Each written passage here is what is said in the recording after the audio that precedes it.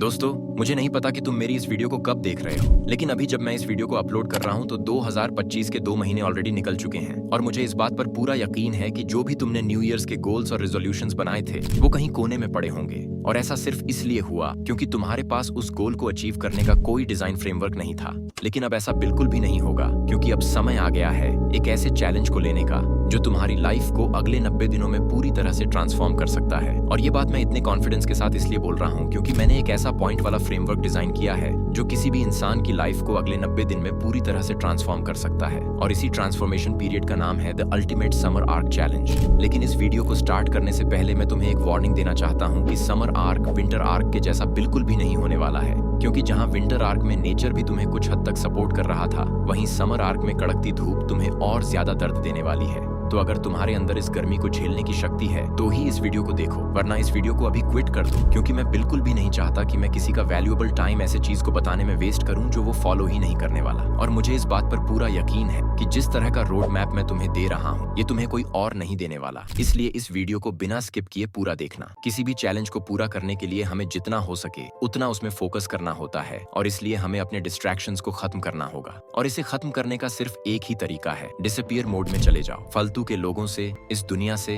अपने दोस्तों से अपने कनेक्शंस अगले 90 दिनों के लिए कट कर लो, क्योंकि इस दुनिया की सच्चाई है कि अगर तुम कुछ बड़ा करना चाहोगे तो जो लोग अपने आप को तुमसे ऑलरेडी बड़ा मानते हैं वो तुम्हें दबाने की पूरी कोशिश करेंगे। और इसलिए अगर तुम ऐसा नहीं करते हो तो ये लोग तुम्हें इस चैलेंज को पूरा करने से रोकेंगे। मैं ऐसा इसलिए कह रहा हूँ क्योंकि मैं भी इस चीज को पहले से ही फॉलो कर चुका हूँ, और जब भी मैं अकेला रहा हूँ तब मुझे इसके काफी सारे फायदे हुए हैं। लेकिन उनमें से कुछ मेजर फायदे ये हैं। पहला, सेल्फ रिफ्लेक्शन। अकेला रहने से हम अपने आप में ही खोए रहते हैं, और जो इंसान अपने थॉट्स के साथ जीना जानता है उनके दिमाग में बहुत सारे नए नए क्रिएटिव आइडियाज आते हैं। दूसरा, बेटर डिसीजन मेकिंग। जो लोग आइसोलेशन में रहते हैं वो लोग अपने डिसीजंस को बहुत सोच समझ कर लेते हैं, और इसलिए उनके ज्यादातर डिसीजंस बिल्कुल सही होते हैं। तीसरा, लिविंग इन द प्रेजेंट। ऐसे लोग अपने प्रेजेंट टाइम में जीना जानते हैं। वो नहीं कभी इस बात की टेंशन लेते हैं कि थोड़ी देर पहले क्या हो रहा था या फिर थोड़ी देर बाद क्या होने वाला है। वो बस जो अभी कर सकते हैं उस पर ध्यान देते हैं। लेकिन अब तुम डिसअपीयर हो चुके हो, आइसोलेशन में जा चुके हो, लेकिन अब अपने आप से ये क्वेश्चन पूछो कि इस समर आर्क चैलेंज में जो भी काम मैं करने वाला हूँ उस काम को करने के पीछे का मेरा अंतिम उद्देश्य क्या है। अगर मैं अपने बारे में बताऊं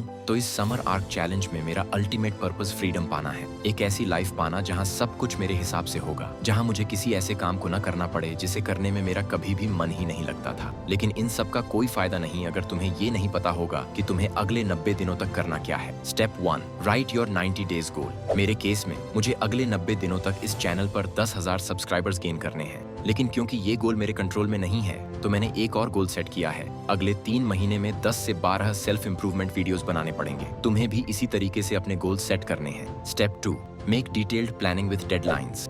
तुमने जो भी गोल्स डिसाइड किए हैं उनका एक डिटेल्ड स्ट्रक्चर्ड प्लान बनाओ। जैसे अगर मुझे अगले 3 महीने में 12 वीडियोस बनानी हैं तो मुझे हर हफ्ते एक वीडियो तो क्रिएट करनी ही होगी। तो अब मैंने अपनी हर एक वीडियो को एक हफ्ते का डेडलाइन दे दिया है। लेकिन क्योंकि एक वीडियो बनाने में बहुत सारी चीजें लगती हैं जैसे स्क्रिप्टिंग, रिसर्च और एडिटिंग, तो अब मैं इन सारे काम को 7 दिनों के अंदर डिवाइड कर दूंगा। Step 3, design your daily routine. हर दिन के लिए एक टू डू लिस्ट बनाओ जो तुम्हें तुम्हारे 90 दिनों के लक्ष्य के करीब ले जाए। मेरे दैनिक दिनचर्या में कुछ काम हमेशा होते हैं जो तुम्हारे भी काम आ सकते हैं। पहला, दैनिक 8,000 से 10,000 कदम रनिंग या वॉकिंग करो। दूसरा, 15 से 20 मिनट की सुबह की धूप लो जो तुम्हारे टेस्टोस्टेरोन लेवल्स को बूस्ट करेगी, जिससे तुम्हारा फोकस और ज्यादा बढ़ेगा। तीसरा, 5 मिनट का वर्कआउट शुरू करो। हर हफ्ते 5 मिनट और ऐड करो ताकि 90 दिन में तुम 1 घंटे का वर्कआउट कर पाओ। अब तुम आइसोलेशन में भी चले गए हो, तुम्हारे पास एक पर्पस भी है और उस पर्पस को अचीव करने का रोड मैप भी है। अब वक्त आ गया है अपनी लाइफ को ट्रांसफॉर्म करने का। लेकिन ये जितना आसान लग रहा है उतना होगा नहीं। तुम्हें दर्द होगा, गर्मी लगेगी,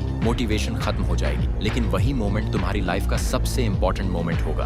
तुम्हारे अंदर का वीकनेस तुमसे कहेगा कि छोड़ दे ये सब, वापस नॉर्मल लाइफ जी। लेकिन अगर तुमने उस मोमेंट पर हिम्मत दिखाई और अपने गोल्स को नहीं छोड़ा तो तुम्हें एक नया वर्जन मिलेगा जो तुमने कभी सोचा भी नहीं था। अगर तुम इस समर आर्क चैलेंज को पूरा करने के लिए तैयार हो तो कमेंट में मैं तैयार हूँ लिख कर जाना, और 3 महीने बाद वापस आकर अपने ट्रांसफॉर्मेशन के बारे में लिखना।